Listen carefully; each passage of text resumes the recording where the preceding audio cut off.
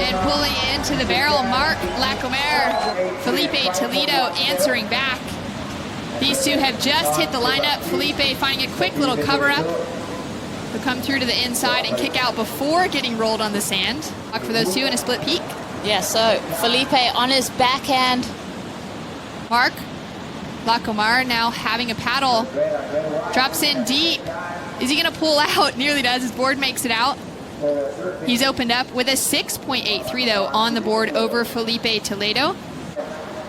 Finding those waves of consequence is what it's all about out here. Filipe Toledo threading through.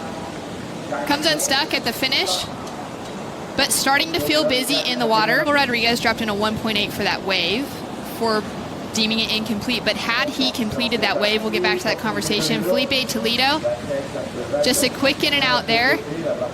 So had Michael finish off that wave, where do you think the scores could have gone into? Super positive for me. You know, I'm hoping to do something good in the next heat, of course.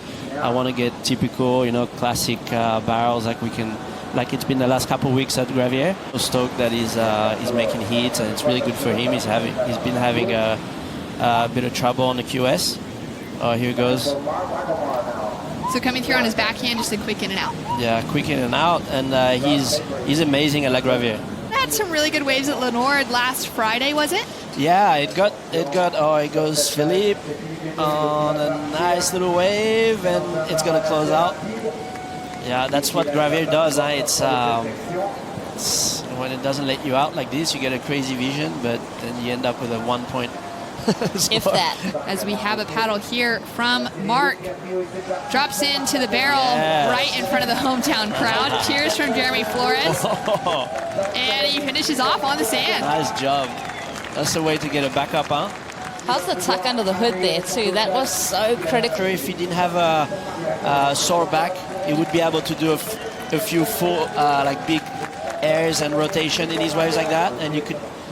I mean, obviously he won't be able to, except if he's, you know, but from what I've told, he's been having a really bad back, so I feel sorry for him, but really cool for Marc. I'm really happy for Marc because he just found two really good waves.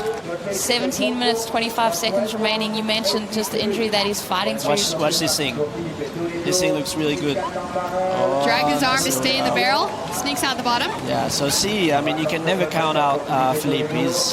He's one of my favorite surfers. He's become one of my favorite surfers the last couple of years. I think for me, Filipe, the points that he's really concentrated on, obviously this wave right here, tucks into the barrel, gets a beautiful amount of shade.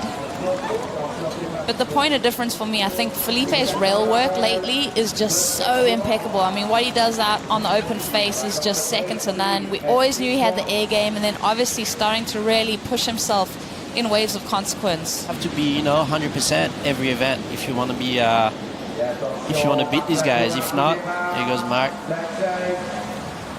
Marc tucking in, finds a little exit, gets the little Superman kick out the back. Fans love it, French.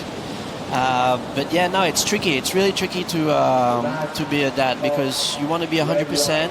But you want to be a good dad, but in a way, sometimes you have to be, you have to find the right balance. The next generation, because it is just such a community. You're on the road with these people 9 months of the year to meet the kids and see the families and watch the way that they grow up. It's really cool. So she's grown up in this environment, and she's really, you know, been fostered by this just athletes everywhere, and she's got that same vein of talent in her.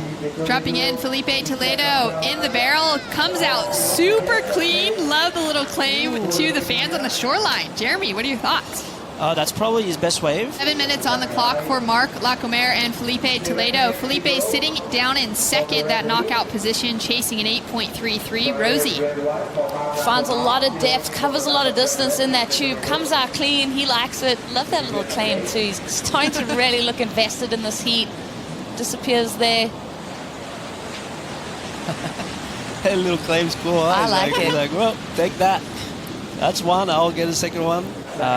It's always been good, you know, but I feel like the French surfers sometimes they're missing a little bit of. Oh, here goes Philippe, and you know what? I wouldn't be surprised. Ooh, a little stumble at the sections. start there. Yeah. You can definitely see that he's not 100%. Yeah. They're like 16, 17 right now, and they're surfing amazing. Filipe now up and riding, 1 minute on the clock.